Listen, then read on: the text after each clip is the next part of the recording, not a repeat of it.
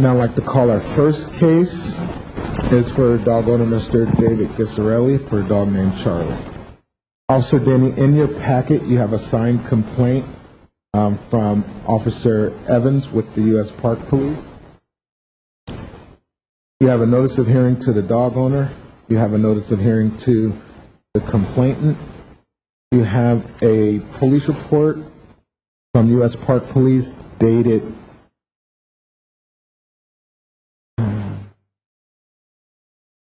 August 6, 2012.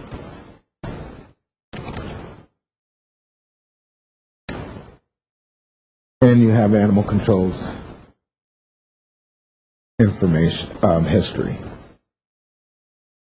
Thank you very much. Officer Evans, if I can get you to come up to the podium, please. The tall one, thank you. If you can make that microphone comfortable. Thank you. Well, good afternoon, Officer Evans. Thank you for coming down.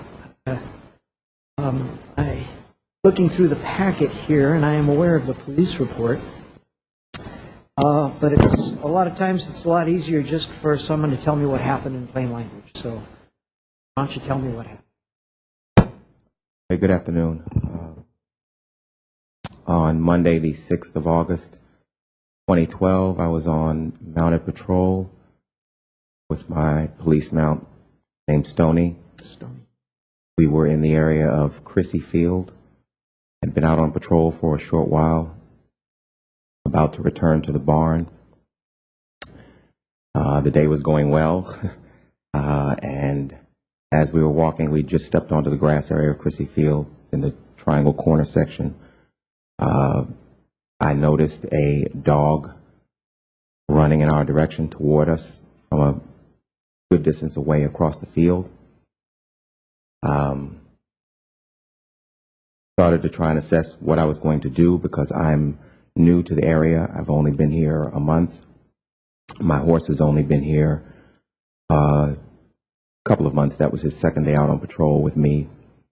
And I had been warned repeatedly that San Francisco dog walkers and owners are very different. It's very political. It's very sensitive. So all of this was going through my head. But I determined at that point the dog was going to be a threat. So I readied myself, if you will, with Stoney. How far away when you noticed the dog? The dog was a good maybe 200 plus feet away. 200 feet away, but at a full charge towards my horse and I. Okay, that's a pretty good indication. Well, yeah, although we're new out here, I have 23 years on the department, 17 years on horse mounted patrol in Washington, D.C. We've had dogs before in D.C. So I readied myself, thinking, okay, it's very political here. Here we go. I was by myself. I saw the dog charging, and then I heard, "Charlie, no, no, Charlie, no." And I looked beyond the dog, and I saw a male running after the dog, but he was at least another 75, 100 feet behind the dog, Charlie. Looked back at the dog, who was obviously getting closer, and recognized it to be a pit bull. And that escalated things for me because I've, again, dealt with pit bulls in the past on the East Coast, and it's never fun, particularly when they are attacking you. Then I heard the owner yelling, or the man yelling, "Keep going, officer, keep going. Don't stop, keep going, turn around," which, per my training, you never do because then you're insinuating the dog to give chase. Stoney is a thoroughbred racehorse off the track. He can run, but that's not what you do in defense. So I stood there, I held Stoney, and when Charlie got to us, he stopped a short distance away, maybe 6 feet, sniffed a couple of times, growled a couple of times, and I thought, okay, it's not going to be that bad. And then he came around to my right side, jumped up, tried to bite my leg, but he didn't get a grip because I have the leather riding boots on. Slip, fell to the ground. And as I'm holding Stoney, because again, per our training, you try and keep the horse facing the dog. You don't want the dog to get behind you. And again, instinctually, take the rear legs, take the belly, the gut, to bring the animal down. So I'm trying to face Charlie with Stoney, and as I'm looking down, I don't know whether Charlie ran directly under the horse or behind the horse, but he ended up on the left side of Stoney and I, and bit Stoney on the front leg and locked on. And Stoney reared up, and I'm holding on for dear life, obviously. And as he's rearing up with the dog, the pit bull hanging from his leg, and me trying to stay on, and he's trying to get his balance, we all go down. I land head first, get knocked out briefly. And after that, I don't know their names, but a man and woman who were driving by, because we weren't far from the roadside, had stopped. They came running across the grass, got me up off the ground, and asked me, officer, are you okay? Are you okay? What can we do to help? And again, Stoney's knew that was only his second day out on patrol, so I knew he didn't know the area. So I said, we have to find the horse. He only knows where the barn is, which wasn't that far away. And so the wife insisted that the husband put me in their car, and we give chase to try and catch the horse. So Stoney and Charlie were gone. I looked around, and you could not even see them. They were gone. So you got knocked out. Yeah. Okay, so I landed on my head and my right shoulder and blacked out. So when you came through, it was only I don't know the exact amount of time, probably less than a minute or so, maybe a little over a minute. I don't know the exact amount of time, but it was enough time for the man and woman to come over and get me up off the ground and ask me if I was okay. And I was, of course, dizzy and seeing stars, hearing birds, that whole nine. And they put me in their car, and we began driving, and traffic was completely stopped.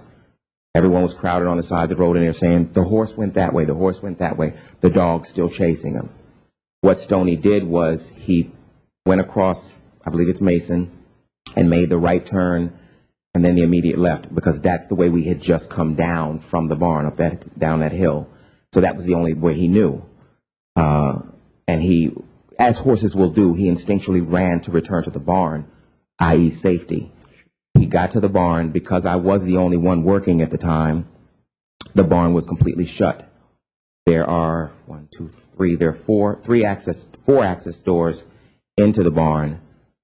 Stoney ran up the hill, at which point I was going to put it on the radio, but my sergeant at the time on duty was just coming down that same hill, and he saw Stoney running with the stirrups flapping. Was your sergeant mounted? No, the sergeant was what we say straight leg. He was a regular street officer. But he was the supervisor on duty at the time. And I had only just 1 week prior, when they held a roll call to introduce me, welcome me to the San Francisco field office, one of the comments that I made to the staff was, if you ever see a horse running across the Presidio with the irons flapping in the wind, that's not a good sign, because that means the officer is down somewhere. And we laughed, we kind of joked about it, but they knew I was serious. And so the sergeant said as soon as he saw that, he panicked because he figured I was down somewhere. I'd come off of Stoney. He got on the radio and said, car 803 priority, Park Police horse Stoney is running with the stirrups down, and there's a black and white pit bull chasing him. At that time, I was coming up the hill in the Lexus with the John Q. Citizen. I'm sorry, I don't know his name. Just trying to catch up to them. And again, people were on the roadside stopping, telling us the dog's still chasing the horse. The dog's still chasing the horse. Stoney got to the barn, went to the first door, couldn't get in. That's when Charlie caught him and attacked. Bit him, chewed him on the legs. Stoney broke free, ran to the next door. Charlie got him again. Bit him, chewed him. Stoney broke free. Witnesses said he did 2 laps around the barn, going door to door to door, trying to get in and couldn't get in. There were 2 other horses out in the front paddock in front of the barn, and they were panicking, freaking out. So Stoney took off up the hill. Sorry.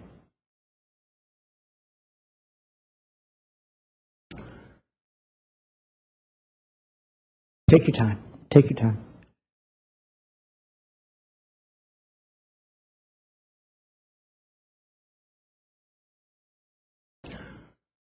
Stoney took off up the hill, running. He didn't know at that point where to go, which way he was going. And the transmission came over the radio. The horse was running towards the bridge, notified bridge and tunnel. And I'm listening to it, but I couldn't do anything because I still hadn't caught up to him. And finally, one of our motor officers was able to catch up to the horse, and he said that Charlie was still chasing him. Sorry. He said that Charlie was still chasing him, but he hadn't caught him. But he was not stopping. He would not give up the chase. And so he took his Harley Davidson, his police motorbike, and they're very loud. Obviously, they're Harleys. They're very loud.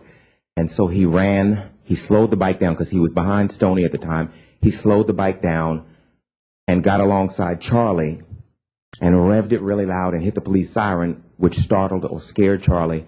Charlie at that point ran to the side of the road and stopped. Then he continued to follow the horse, who at that point, going on Lincoln Boulevard, made a left on Lindrum Court, and again didn't know where he was. But he's still running because he thinks the dog's still chasing him. So Officer Floyd got on the radio and had 2 other officers who were in patrol cars, knowing Lindrum Court was there's a one-way in and one-way out on 2 ends of it. It's a small street, residential street. He had the officers go on the opposite end with their cruisers and block the street off.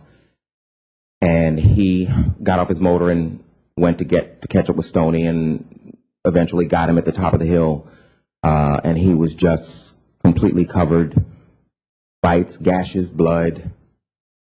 He lost 2 of his shoes, 2 of his horseshoes in the chase. The sergeant, car 803, was able to go to the road just under the bridge, the overpass, where Officer Floyd advised that's where the dog had stopped. And the sergeant caught up with the dog and held the dog until Mr. Gizzarelli, the owner, was able to come there and take the dog.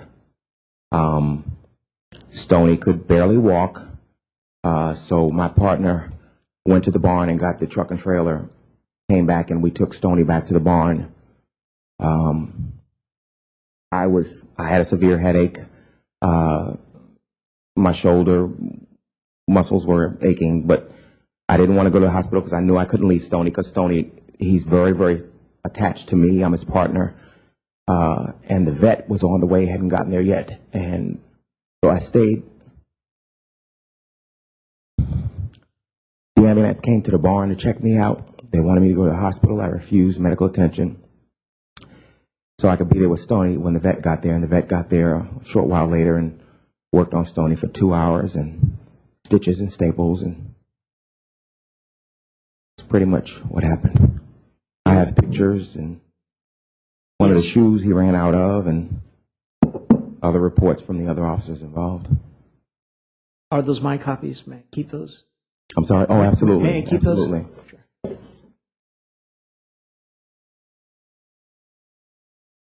And Charlie ended up chasing Stoney for 1.6 miles, which is pretty absurd in my opinion. But that's just a Google map of the route that they were running. The vet's copy of the injuries.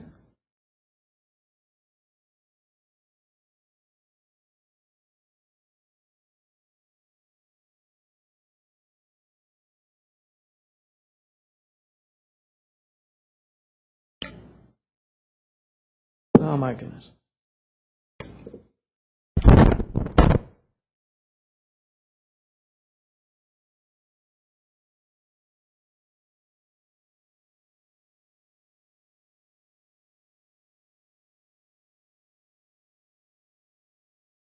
Days ago for his follow-up, and Stoney is healing very well, extremely well. But that said, there was ligaments, tendons torn, and there was major muscle damage. So there's a great possibility that he may not heal fully. He may not be able to return to police work.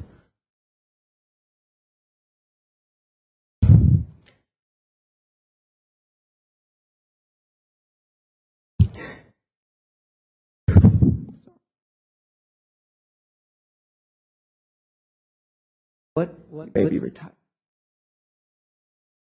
retired as in sent up to police horse retirement community? I know San Francisco police, when the horse retires, they send him up to Sonoma County somewhere. If I understand you. Okay, so Charlie is grabbed by your sergeant. Your sergeant, how was Charlie's demeanor? Was the sergeant able to grab him by the collar, or how did that go? Well, he didn't have a collar on. He didn't have a collar or a leash on. And when I saw the owner running behind him on Crissy Field, I could see the leash hanging around the owner's body. Mr. Gizzarelli had a pair of small shorts on and nothing else. He was bare on his torso with the leash hanging around his torso. Okay. And did you, obviously, Mr. Gizzarelli was, he was detained after this, correct? Yes, sir. He was placed under arrest. Was he booked or cited? Honestly, I'm not certain what the difference is here. And I'm just here newly from the East Coast. Well, he was charged with. If we place someone in custody and transport them back to the station, that's considered an arrest. Okay. If they're cited and released, it's still considered entirely certain. I guess he was charged with 4 different offenses. Yes, sir. Including assault to a police officer, assault to a police horse, failure to restrain a pet, and of course creating a hazardous condition. Yes, sir. How are you doing? I'm sorry? How are you healing up? Do you have any after effects from all this? Well, it depends on your opinion of after effects. My right shoulder's still sore. I still get slight headaches. Apparently I had a mild concussion. Nightmares, but that'd be putting it a little dramatically, but it is what it is. Like I said, that was only my second day on patrol with my horse here. I've had him for 2.5 years. He's my partner. Brought him 3,300 miles across country. You trailered him? No, we used a private company, okay, federal government, because we had 2 horses to bring across, him and one other new one. Well, it sounds like Mr. Gizzarelli here has been cited to the full extent of the situation and how we're dealing with the dog. Do you have any recommendations on what to do with the dog? That's a really tough call. I grew up with dogs. I like dogs. However, mitigating circumstances are what they are. It's pit bull. One of the articles, he classified it as an American Staffordshire Terrier. It's still, per San Francisco law, it's a pit bull. And me, the dog chased my horse for 1.6 miles. That's unheard of for any dog. The dog accomplished several bites. He has the taste of blood in him now. I don't see that dog returning as a docile, controllable animal in an area where there are mounted police patrol or any horses for that matter. There are several areas where there's private horses, private riding stables where they ride along the beachfront. I don't see that dog ever being quote unquote tame and domestic enough for Mr. Gizzarelli to be able to control the dog. And again, I know I'm new in this area, but the interviews that they've had in the press and several people that I've spoken to, I'm getting the same answer over and over again. It's a very sensitive issue, Eric. It's a very political issue, Officer Evans. That does not make it okay. That does not make it okay for Charlie to attack a federal police officer. My horse, though he's an animal, per the bill signed into law by President Clinton in August of 2000, he is a federal police officer. He is protected by law. And for any dog, Charlie or any other dog, to attack him and then pursue him for 1.6 miles, that dog, my horse will never be the same mentally. And that's another aspect. I don't even know whether he'll be able to go on patrol again as a police horse. So when you equate that to a federal police officer now being retired because of an attack by a dog, what happens to the dog?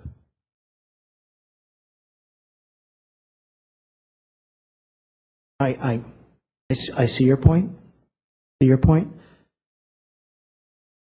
Well, I'm sure Mr. Gizzarelli's going to have to answer to this as the owner of the dog. And the other thing I might add, if I can, something else that's new to me here, this whole issue of voice control. I get it. They've explained it to me over and over and over again. But again, I read Mr. Gizzarelli's comments and his laissez-faire attitude. One of the quotes was, "The dog was really, really fast. The horse was really, really fast." And that says what? That explains what? Your dog chased my horse. Your dog attacked myself and my horse. How will you prevent this from happening again if you're put in that similar situation, or for another dog, or for a child in the area? How will you effectively prevent that from happening? I don't see that possible, in my opinion.